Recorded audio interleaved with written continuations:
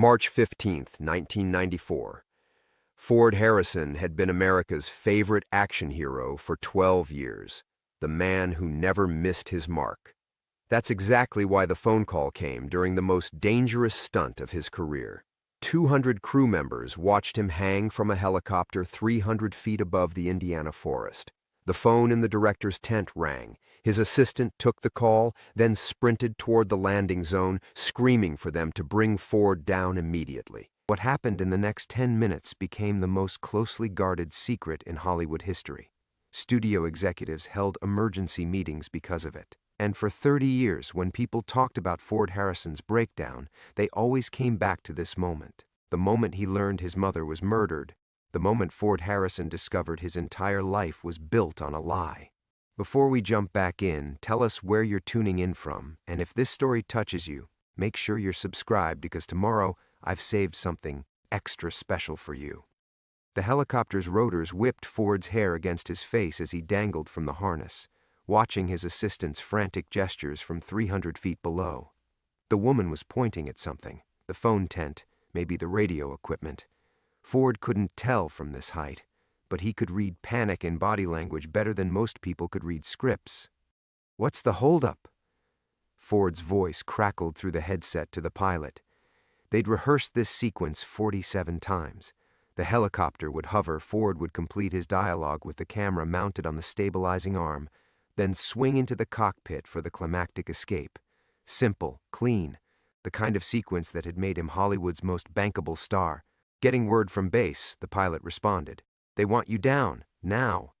Ford felt his stomach drop, and it wasn't from the altitude. In 12 years of making action films, he'd never been called back during a stunt. Not once. Studios didn't halt production unless someone was dying or the insurance company was pulling the plug. Either option meant millions of dollars swirling down the drain. The descent felt like falling through molasses. Ford watched the Indiana forest canopy rise to meet him, the same woods where he'd learned to hunt as a boy, where his mother used to take him for walks before everything went wrong. The irony wasn't lost on him that they'd chosen this location for the film, coming home to make a movie about a man running from his past. His boots hit the landing pad with a hollow thump. Immediately, 3 people surrounded him. His assistant Sarah, the director Marcus Webb, and someone Ford didn't recognize. A woman in a beige trench coat with the kind of posture that screamed federal agent. "Ford." Sarah's voice was tight. "This is Agent Patricia Mills. She needs to speak with you privately." The unknown woman stepped forward, her eyes never leaving his face. "Mr. Harrison, I'm with the FBI's Cold Case Division. We need to discuss your mother's death." The words hit Ford like a physical blow. His mother had been dead for 30 years. What cold case? Margaret Harrison had died in a car accident on a rainy night in 1964, when Ford was 22 and struggling to make rent as a carpenter in Los Angeles. End of story. Case closed. "I think there's been some mistake," Ford said, his voice steady despite the ground shifting beneath his feet. "My mother died in an accident." Agent Mills exchanged a glance with someone behind Ford. He turned to see Marcus backing away, suddenly very interested in checking his camera equipment. Sarah had gone pale. "Mr. Harrison, 3 days ago we arrested a man named Vincent Torino for an unrelated murder in Detroit. During questioning, he confessed to killing your mother in 1964. He provided details that were never made public. The forest around them seemed to close in." Ford could hear his own heartbeat over the distant hum of equipment being packed away. 30 crew members pretended not to stare while hanging on every word. "That's impossible," Ford said. But even as he spoke, memories began surfacing. His father's reaction to the news, too calm, too controlled for a man who'd just lost his wife. The closed casket funeral that Ford had never questioned. The way conversations stopped when he entered rooms in the weeks that followed. "Mr. Harrison, we believe your mother was murdered because she discovered information that certain people didn't want exposed. Information about connections between organized crime and the entertainment industry." Ford's legs felt unsteady. Sarah moved closer, ready to catch him if he fell. The helicopter blades were still spinning, and for a moment he considered climbing back up there, hanging from that cable forever rather than hearing whatever came next. "There's more," Agent Mills continued. We have reason to believe that your career advancement may have been influenced by the same people involved in your mother's death." The words didn't make sense. Ford had earned everything through talent and persistence. He'd started as a carpenter, doing odd jobs around movie studios until someone noticed he looked good on camera. His big break came when he was 27, a last-minute replacement in a space opera that became a cultural phenomenon. Nobody handed him anything. But as he stood there in the Indiana woods, pieces of a puzzle he'd never known existed began clicking together. The phone calls his agent used to take in private, the roles that seemed tailor-made for him, falling into his lap just when his career needed them most, the studio executives who treated him less like an employee and more like an investment they were protecting. "I need to sit down," Ford said. Agent Mills nodded toward a row of trailers. "We should talk privately. What I'm about to tell you will change everything you thought you knew about your life." As they walked away from the landing zone, Ford caught sight of Marcus frantically talking into his phone, probably with studio heads who were already calculating damage control. By tonight, this would be spinning through Hollywood's rumor mill at light speed. Ford Harrison, America's most trusted action hero, was about to discover that his entire existence was built on his mother's blood, and someone wanted him to know it. Ford's trailer had always been his sanctuary on set, a place where he could shed the heroic facade and just be human for a few minutes between takes. Now, as he sat across from Agent Mills in the cramped space that smelled of coffee and leather, it felt like a confessional booth where he was about to receive absolution for sins he didn't know he'd committed.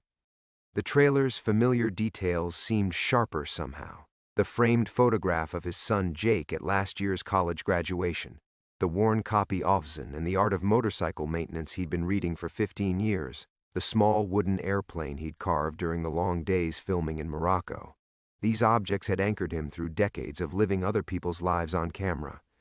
Now they felt like evidence of a man who didn't really exist. Agent Mills settled into the booth across from him, her movements precise and economical. She was younger than he'd first thought, maybe 45, with graying hair pulled back severely and eyes that had seen too much.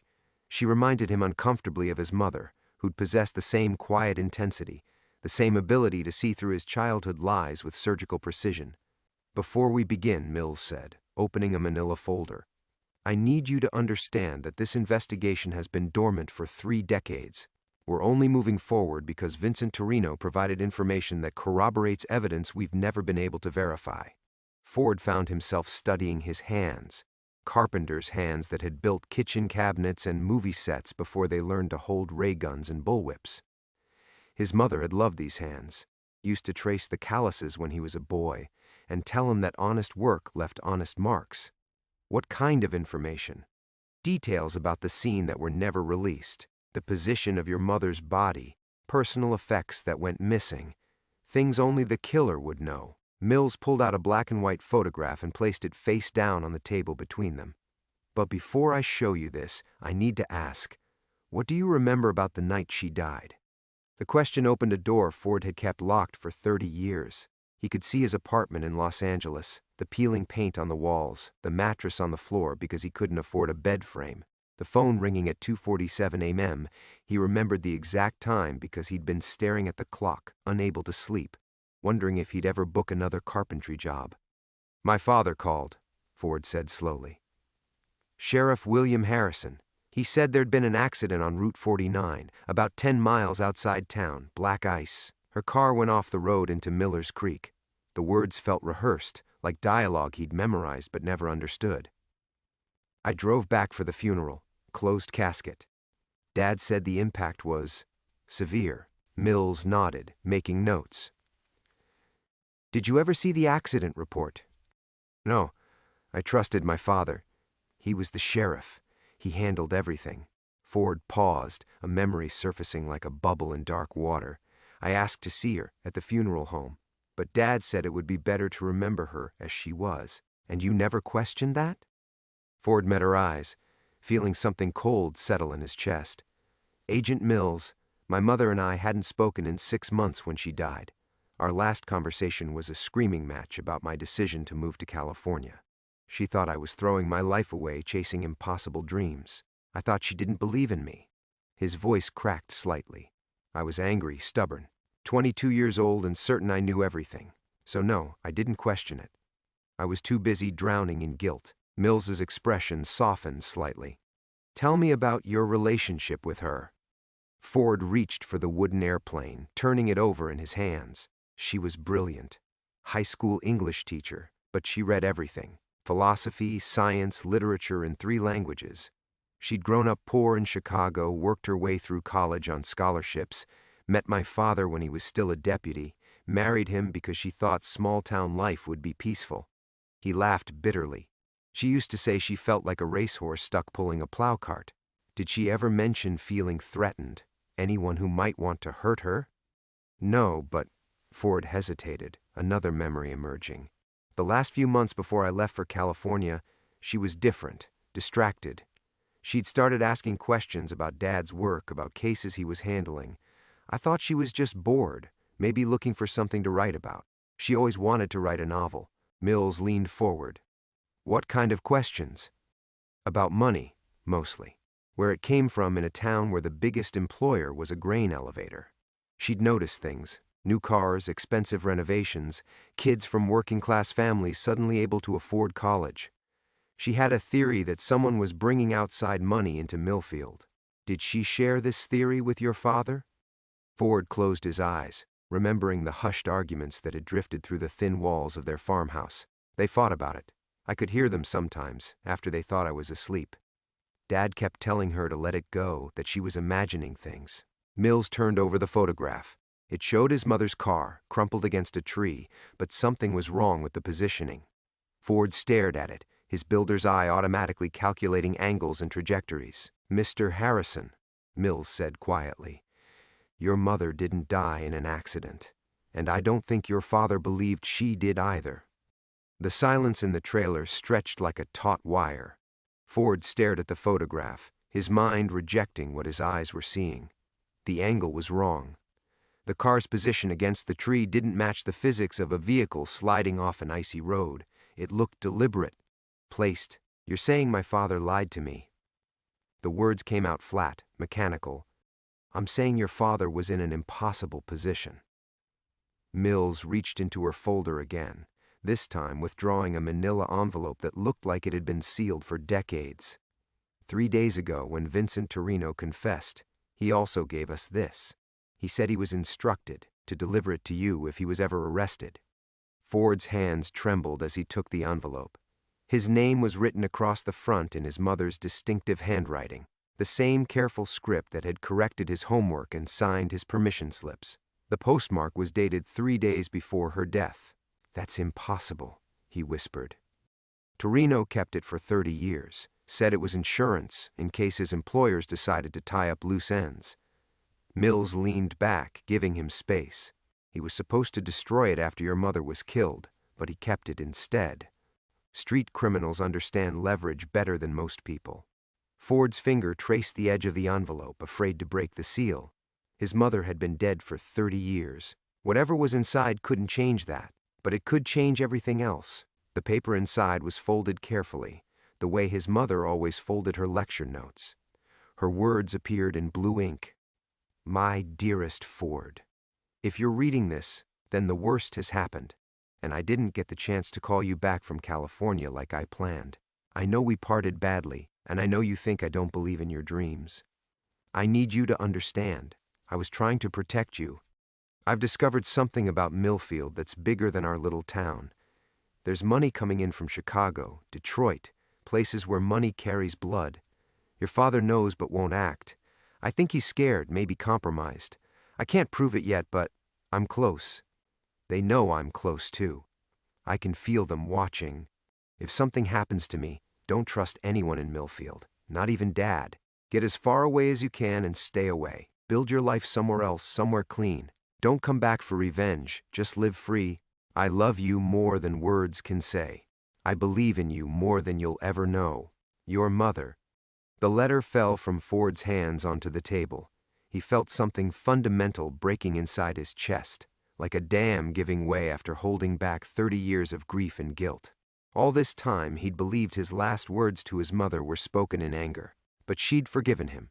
She'd been trying to protect him. "There's more," Mills said gently, and Ford realized he was crying. She placed another document on the table, a bank statement from an account he'd never seen before. His name was on it, but the deposits started the month after his mother's death. Regular payments, substantial amounts, coming from something called Meridian Holdings. "What is this?" "We're still investigating, but we believe Meridian Holdings was a front company used to launder money from organized crime into legitimate businesses, including entertainment industry investments." Mills pointed to the deposit amounts. "These payments correspond exactly with your career milestones, your first speaking role, your breakthrough film, every major contract you've signed." Ford's vision blurred. "You're telling me my entire career was bought with blood money? We think your mother's investigation threatened to expose a money laundering operation that had connections throughout the Midwest. When she got too close, they eliminated her. But they needed a way to control your father's silence, so they used me. Your success gave your father a reason to keep quiet. As long as you were rising in Hollywood, as long as the money kept flowing, he couldn't risk exposing the truth. It would have destroyed you both." Ford thought about all the times his father had visited him on movie sets over the years. The proud smile that never quite reached his eyes. The way he'd always seemed relieved when Ford talked about upcoming projects, as if each new role was another layer of insurance. "My father's still alive," Ford said. "He's in a nursing home in Indianapolis." Mills nodded. "We know. We were hoping you might be willing to speak with him." The trailer door suddenly burst open. Marcus Webb stood in the doorway, his face flushed and panicked. "Ford, I'm sorry to interrupt, but your phone's been ringing non-stop. It's your father's care facility. They say it's urgent."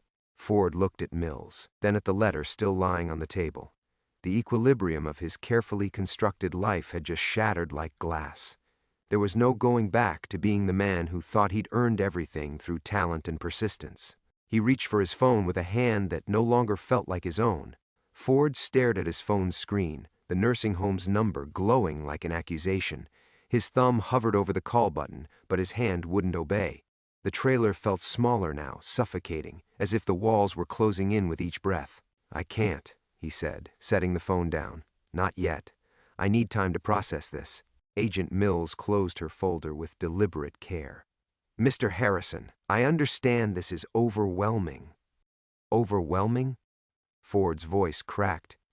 "You just told me my mother was murdered and my entire career was built on keeping that secret buried. Overwhelming doesn't begin to cover it." Marcus shifted nervously in the doorway, still holding Ford's phone as it rang again. The director's usual confidence had evaporated, replaced by the trapped expression of a man watching his $100 million production implode in real time. "Maybe we should postpone today's shooting," Marcus suggested weakly. Ford laughed, a sound devoid of humor. "Postpone? Marcus, we might need to shut down entirely. How do you think the studio is going to react when they find out their leading man is connected to organized crime?" "You're not connected," Mills said firmly. "You were used. There's a difference." But Ford barely heard her. His mind was spiraling through decades of carefully constructed memories, looking for cracks he'd been trained not to see. The agent who discovered him working construction on a studio lot, had that really been chance? The producer who championed him for his breakthrough role despite his limited experience, had that been genuine belief in his talent? His phone buzzed with a text message. Marcus held it up so Ford could see the screen.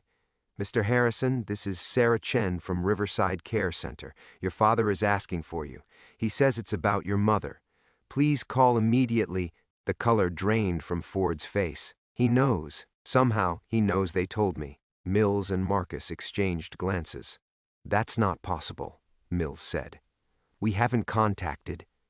"You don't understand." Ford stood abruptly, beginning to pace the narrow confines of the trailer. "My father spent 40 years as a sheriff in a town small enough that everyone knew everyone else's business. He's got contacts everywhere. He probably knew Agent Mills was here before she even landed." The phone rang again. This time, Ford could see the caller ID, William Harrison, his father, calling directly. Ford's hands shook as he answered. "Dad?" The voice that came through the speaker was weaker than Ford remembered, ravaged by age and illness. but still carrying the authority that had commanded respect in Millfield for 4 decades. Son. The word carried 30 years of unspoken weight. I hear you've been talking to some federal agents. Marcus backed further into the doorway, his face pale. Mills leaned forward, gesturing for Ford to put the call on speaker, but Ford shook his head.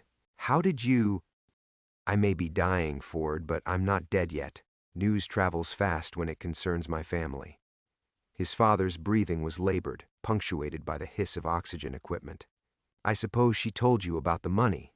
The admission hit Ford like a physical blow. No denial, no confusion, just acknowledgement of a truth that had been buried for 3 decades. She told me about Mom.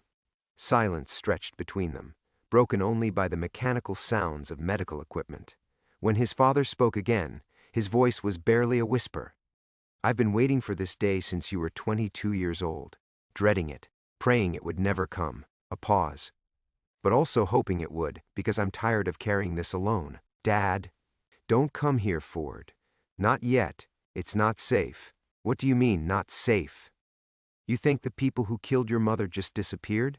They've been watching, waiting.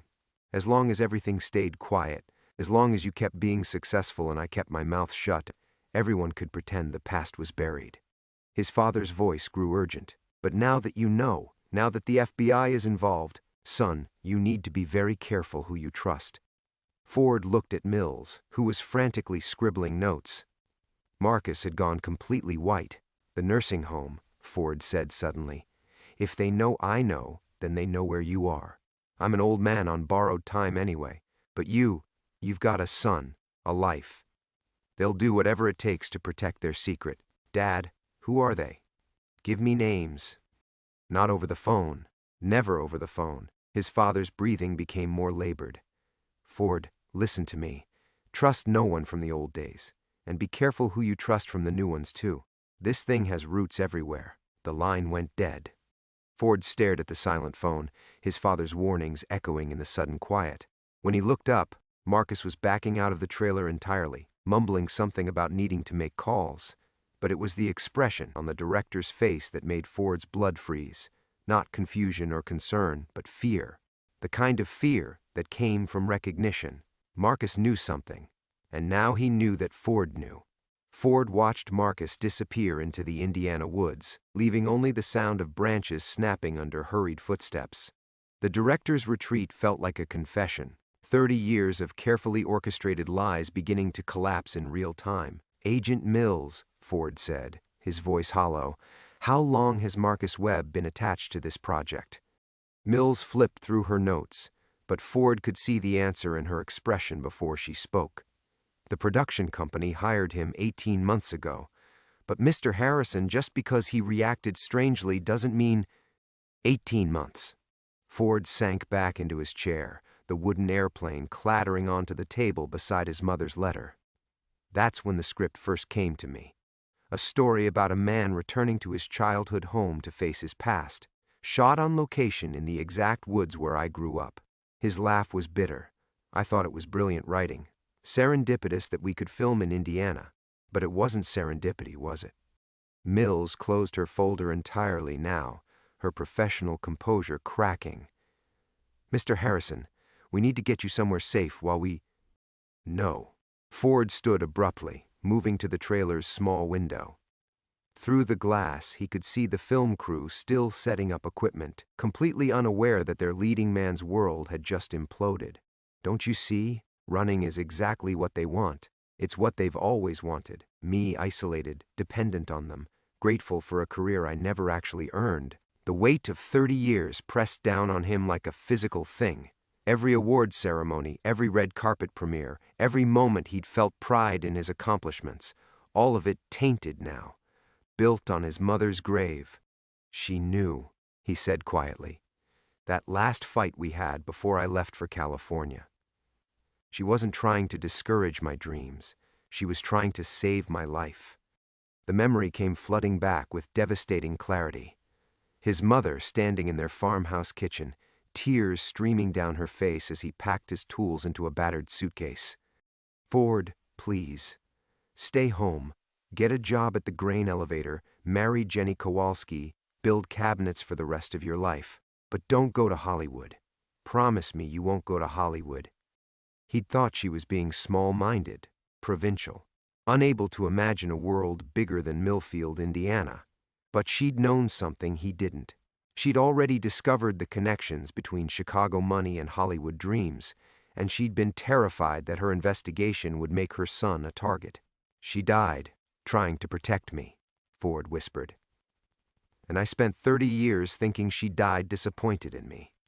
His phone buzzed again. Another text from the nursing home. "Mr. Harrison, your father's condition is deteriorating rapidly. He's asking for you repeatedly. Please advise." Ford showed the message to Mills. "They're using him as bait. We can have local FBI protection at the facility within an hour." "You still don't understand." Ford's voice grew harder, shaped by a fury that had been building for 3 decades without his knowledge. "This isn't just about organized crime laundering money through Hollywood. This is about power, about people who can make FBI agents disappear, who can orchestrate 30-year cover-ups, who can turn a grieving son into an unwitting accomplice to his own mother's murder." Mills's radio crackled to life. She stepped away to answer, her voice dropping to an urgent whisper. Ford couldn't hear the words, but he could read her body language, rigid shoulders, quick glances in his direction, the kind of tension that came with very bad news. When she returned, her face was ashen. "Mr. Harrison, there's been an incident at the nursing home." The world tilted. Ford gripped the trailer's counter to steady himself. "Is he—" "He's alive. But someone tried to access his room 30 minutes ago. Security footage shows an orderly who doesn't work there, using credentials that were reported stolen from another facility last week." Mills holstered her radio with shaking hands. "Your father was moved to a secure wing, but he's refusing protective custody until he speaks with you." Ford looked at his mother's letter again, her words blurring through the tears he'd refused to shed for 3 decades. "Don't come back for revenge. Just live free." But freedom had been an illusion. He'd never been free. He'd been a puppet dancing on strings made of guilt and blood money, and the puppeteers were still pulling. "Agent Mills, I need you to understand something." Ford folded his mother's letter carefully, placing it in his jacket pocket next to his heart. "I'm going to that nursing home, not because they want me to, but because my father has been carrying this secret alone for 30 years, and he doesn't deserve to die with it still crushing him. It's too dangerous. Everything's been dangerous since the night my mother died. The only difference is now I know it." Ford moved toward the trailer door, then paused. "But first, I need to have a conversation with Marcus Webb, because a man doesn't run into the woods like that unless he's either very guilty or very scared. And either way, I need to know which." Through the window, Ford could see Marcus returning, phone pressed to his ear, his free hand gesticulating wildly. Whatever conversation the director was having, it wasn't going well. The reckoning had begun. Ford stepped out of the trailer just as Marcus ended his call, the director's face a mask of barely controlled panic. The late morning sun filtered through the Indiana canopy, casting everything in the golden light that had once reminded Ford of home. Now it felt like a spotlight illuminating 30 years of deception. "Marcus," Ford called out, his voice carrying across the clearing. "We need to talk." The director's head snapped up, and for a split second, Ford saw something flicker across his features. Not surprise, but calculation. The look of a man rapidly reassessing his options. "Ford, thank God. Listen, I just got off the phone with the studio. They're concerned about the delays, and I think maybe we should—" "Cut the shit." Ford's words stopped Marcus mid-sentence. Behind him, Ford heard Agent Mills emerge from the trailer, her hand instinctively moving to her weapon. "How long have you known?" Marcus's carefully constructed facade began to crumble. "Known what?" "Ford, I don't understand." "My mother's letter mentioned Chicago money, Detroit connections, organized crime using legitimate businesses as fronts." Ford stepped closer, and Marcus automatically backed toward the tree line. "Tell me, Marcus, when Meridian Holdings approached you about this project, did they mention they were investing blood money?" The director's face went white. "Ford, you're not thinking clearly. The stress of filming these wild accusations—" "Agent Mills just told me my entire career was built on money from the people who murdered my mother. And you, Ford's voice dropped to a deadly quiet, you brought me here, to the exact spot where she died, on the 30th anniversary of her murder. The clearing fell silent except for the distant sound of crew members adjusting equipment. Marcus glanced toward the trees, then back at Ford, trapped between confession and continued deception. "It wasn't supposed to happen like this," Marcus said finally, the words tumbling out like a dam bursting. "They told me you'd never find out, that it was just about bringing you full circle, giving you closure." Ford felt something cold settle in his chest. They? The producers, the real ones, not the names on the contracts. Marcus was sweating now, despite the cool morning air. "They said you'd been troubled lately, drinking too much, missing meetings. That filming in your hometown would help you reconnect with your roots. And you believed that?" "I believed the $20 million they offered me." Marcus's voice cracked. "Do you know what it's like being a director in Hollywood, Ford? Watching younger guys get the tentpole films while you're stuck doing cable movies and commercials? They offered me everything I'd ever wanted." Ford stared at the man he'd trusted for months, seeing him clearly for the first time. "What was the real purpose, Marcus? Why bring me here?" Marcus looked at Agent Mills, then back at Ford, his professional composure completely shattered. "They said your father was getting old, senile, starting to talk about things he shouldn't talk about. They needed leverage to keep him quiet, and they needed you isolated, away from your usual security, your normal support system."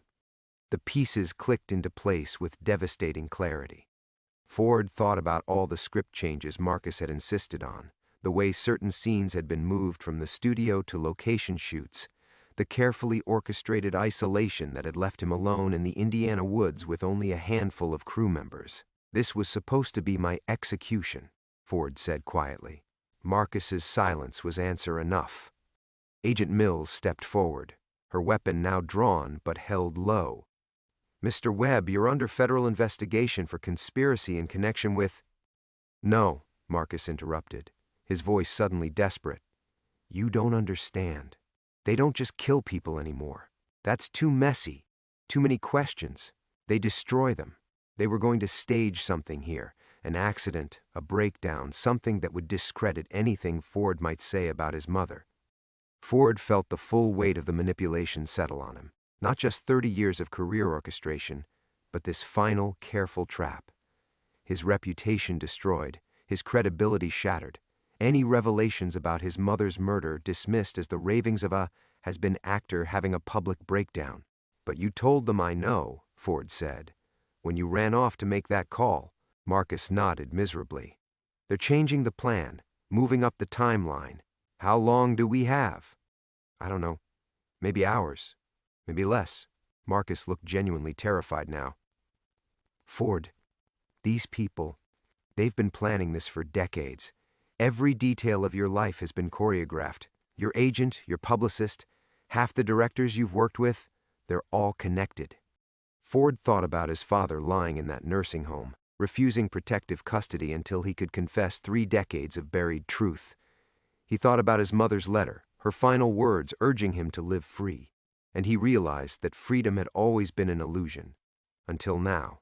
"Agent Mills," Ford said, his voice steady for the first time all morning, "I need you to understand something. They think they know me because they've been pulling my strings for 30 years. But they made one crucial mistake." He looked directly at Marcus, his expression hard as granite. "They forgot that before I was an actor, I was a carpenter. And carpenters know how to tear things down." Agent Mills holstered her weapon, but kept her hand close to it. "Mr. Harrison, what exactly are you proposing?" Ford walked to the edge of the clearing, studying the film equipment scattered throughout the trees. Cameras, lighting rigs, generators, all positioned with military precision around the exact spot where his mother had died. The irony wasn't lost on him that Hollywood's illusion-making machinery had been deployed to create one final deception. "Marcus," Ford said without turning around, "how many of the crew are in on this?" The director's voice was barely a whisper. "I don't know. Maybe none of them. They compartmentalize everything. Most people only know their small piece. But you know more than your piece, don't you?" Ford faced him again. You've been feeding them information about my schedule, my habits, my emotional state for months, building a profile. Marcus nodded miserably. They wanted to know everything: what you ate for breakfast, how you reacted to script changes, whether you'd been talking to anyone about your family history.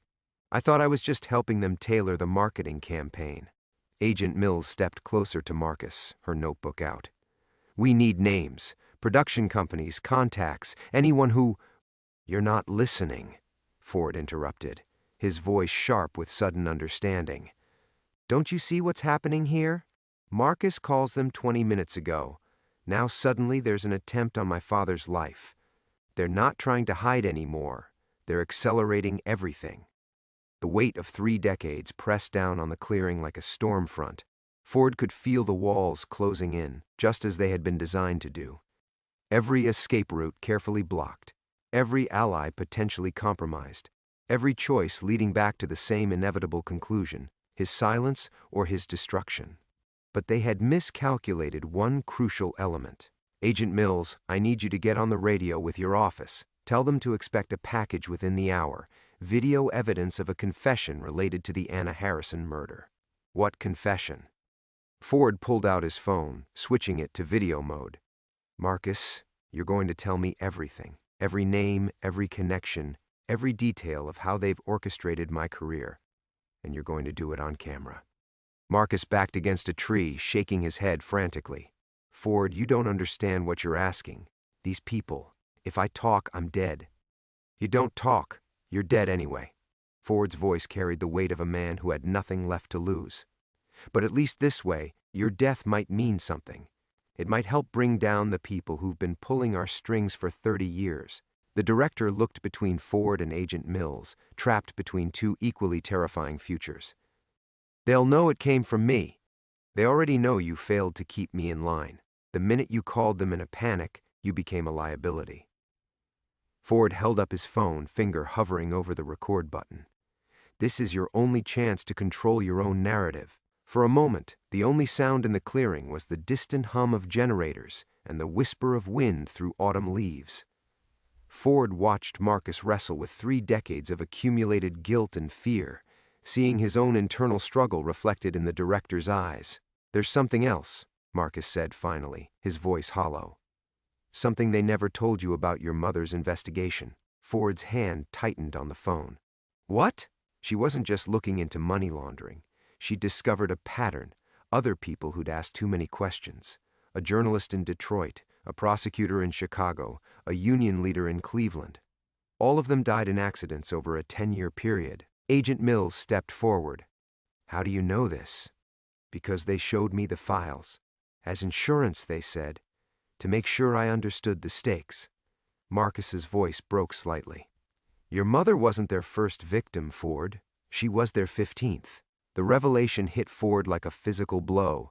His mother hadn't stumbled into a conspiracy. She'd uncovered a systematic elimination campaign that had been running for years. The scope of it was staggering, the implications reaching far beyond his own family's tragedy.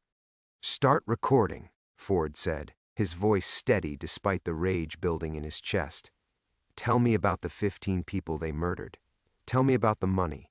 Tell me about how they turned my grief into their leverage. Marcus looked at the phone's camera lens, then at Ford, then at Agent Mills. When he spoke again, his voice carried the weight of a man stepping off a cliff. My name is Marcus Webb, and for the past 18 months, I've been working for the people who killed Anna Harrison. Ford hit record, knowing that with those words, they had crossed the point of no return. The carefully constructed facade of his entire adult life was about to crumble, taking down everyone who had helped build it. But for the first time in 30 years, Ford Harrison felt something approaching freedom. The phone's camera captured everything. Marcus's trembling hands, the sweat beading on his forehead, the way his voice cracked when he spoke the names of the dead. 15 people, spread across a decade, all silenced for asking the wrong questions. Ford's mother had been investigating a killing machine that operated with corporate efficiency and government-level reach. The money flows through shell companies, Marcus continued, his words tumbling out faster now. Meridian Holdings is just the tip. Beneath that, there's Cornerstone Investment, Prairie Wind Productions, half a dozen others. They've been using legitimate businesses to launder proceeds from union skimming, construction fraud, political kickbacks, millions of dollars that needed to look clean. Agent Mills took notes furiously. Who runs it? Names, Marcus? I only met two of them directly. Vincent Torino, he handles West Coast operations.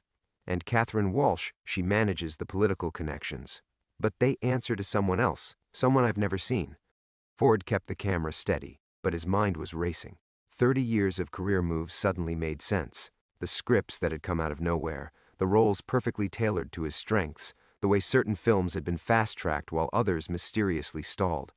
They hadn't just been managing his career, they'd been manufacturing it. Tell him about the insurance policy, a new voice called from the tree line. Ford spun around, his blood turning to ice water. Vincent Torino stepped into the clearing, flanked by two men in dark suits. Not the bumbling Hollywood executive Ford had imagined, but a lean, gray-haired man whose eyes held the flat calm of someone accustomed to violence. "Mr. Harrison," Torino said pleasantly, 30 years we've been business partners, and we've never properly met." Agent Mills reached for her weapon, but froze as red laser dots appeared on her chest. Snipers in the trees, positioned God knew how long ago. The film set had become a kill zone.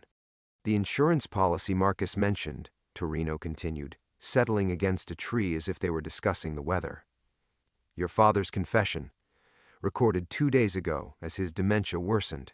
A dying man's rambling guilt about covering up his son's involvement in Anna Harrison's murder." Ford felt the trap snap shut around him. "I was in California when she died." "Were you?"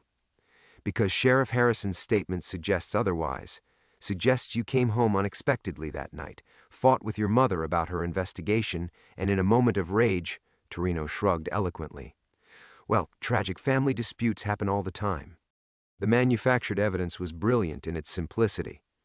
Ford's father, confused and guilt-ridden, manipulated into creating a confession that would destroy his son's credibility while providing the perfect cover story. If Ford went public with the truth, they'd release the sheriff's statement, painting him as a murderer trying to deflect blame. "Of course," Torino continued, "we'd prefer not to use it. 30 years of careful investment would be wasted. So here's what happens next." He gestured to one of his men, who produced a prepared statement. "You read this on camera, a heartfelt apology for your recent erratic behavior, brought on by grief and alcohol. You're entering rehabilitation immediately, stepping away from public life indefinitely." Ford looked at the paper, seeing his professional obituary written in corporate legalese. "And if I refuse?" "Agent Mills dies first, then Marcus, then you. 3 more tragic accidents." Torino checked his watch with practiced indifference.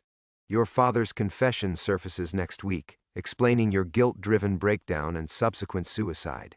The story ends there." The clearing fell silent except for the mechanical hum of film equipment, still recording everything from multiple angles. Ford realized with bitter irony that his own murder would be captured in high definition by the same cameras meant to film his destruction. But something had shifted in Agent Mills's posture. Her hand moved slowly toward her radio, and Ford understood she was calculating angles, distances, possibilities. Marcus stood frozen against his tree, still holding Ford's phone with its recording of his confession. "You know what your mother's last words were?" Torino asked conversationally. "She said she was sorry. Sorry for the trouble she'd caused. Sorry for putting her family in danger." Very touching, actually. The rage that had been building in Ford's chest for 3 decades finally found its target. Not the unfocused fury of grief, but the cold, precise anger of a man who had discovered exactly who had stolen his life. "Vincent," Ford said quietly, "you made one mistake." "Really?" Ford smiled for the first time all morning, the expression devoid of humor. "You forgot that some of us are worth more dead than alive." He crushed the prepared statement in his fist and threw it at Torino's feet. "I'm Ford Harrison. I've been playing heroes for 30 years, and dying heroically on camera is literally what I do for a living." The standoff stretched taut as a wire, 30 years of manipulation balanced against one moment of defiance. In the distance, Ford could hear sirens approaching, Agent Mills's backup finally arriving, or perhaps more enemies closing in. The reckoning had begun.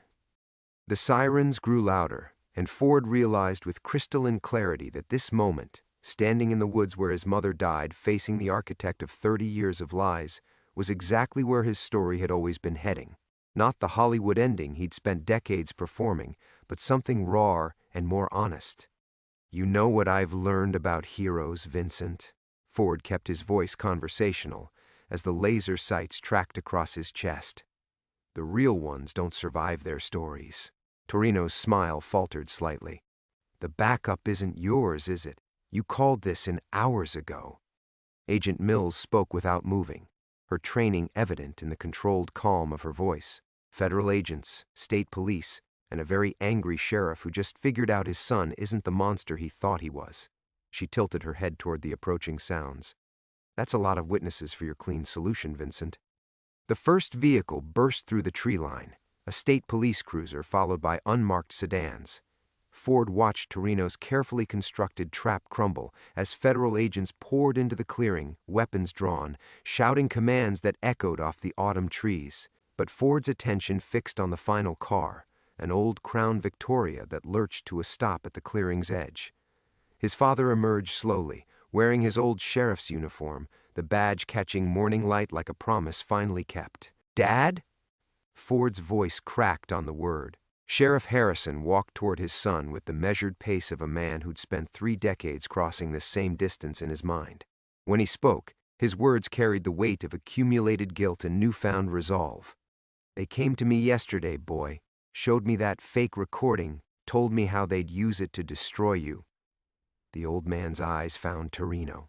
"That's when I remembered why I became a lawman in the first place." The arrests happened with practiced efficiency. Torino and his men, the snipers in the trees, even Marcus, who surrendered with visible relief. But Ford barely registered the activity swirling around him. His world had narrowed to his father's weathered face and the words that tumbled out between them. "She was coming to warn you that night," Sheriff Harrison said, his voice barely audible over the chaos. "Anna discovered they were planning to hurt you, maybe kill you to send a message. She was driving to the city to find you when they caught up to her." Ford felt something inside his chest crack open, not breaking, but healing. 30 years of believing his mother died angry at him, disappointed in him, dissolved in an instant. She was protecting me, always was, even at the end. His father's hand found his shoulder. "I'm sorry, son, for all of it." Later, Ford would remember the rest in fragments. Agent Mills coordinating with arriving federal teams, Marcus's full confession, names and dates and financial records spilling out like a dam burst, the controlled chaos of evidence gathering and witness statements that would eventually bring down a conspiracy decades in the making. But the moment that branded itself into his memory was smaller, quieter. Standing at the edge of the clearing where his mother's car had left the road, watching crime scene techs work with the same methodical care Anna Harrison had once brought to her own investigations. Agent Mills approached him as afternoon shadows lengthened through the trees. "The arraignments start next week. Your testimony will be crucial." Ford nodded, understanding that his real performance was just beginning. Not the manufactured heroism of Hollywood, but the harder work of truth-telling. What happens to the career? The films, the contracts? That's up to you. Some of it was legitimate, your talent, your work ethic. They leveraged your grief, but they couldn't manufacture your ability. Mills studied his face. You could walk away, or you could use the platform to tell stories that matter. He thought about that as the investigation wound down around him. The media would descend soon enough, hungry for every detail of Hollywood's most reliable leading man and the conspiracy that shaped his life. But for now, in the fading light of an Indiana afternoon, Ford Harrison felt something he'd forgotten existed: peace. His father found him there as the last of the federal cars pulled away. They stood together in comfortable silence, two men who'd spent 30 years carrying the same burden from opposite directions. "You know what she'd say if she could see us now?" Sheriff Harrison asked. Ford smiled, remembering his mother's voice with startling clarity. "She'd tell us to stop being so dramatic and come inside for dinner." They laughed together, the sound echoing through trees that had witnessed too much sorrow and finally heard joy again. Walking back toward the road, Ford realized his story hadn't ended in that clearing. It had finally begun. The boy who'd lost his mother in these woods was gone. The man who'd spent 30 years playing other people's heroes was gone too. What remained was Ford Harrison, Carpenter's son, Anna's boy, ready at last to build something true.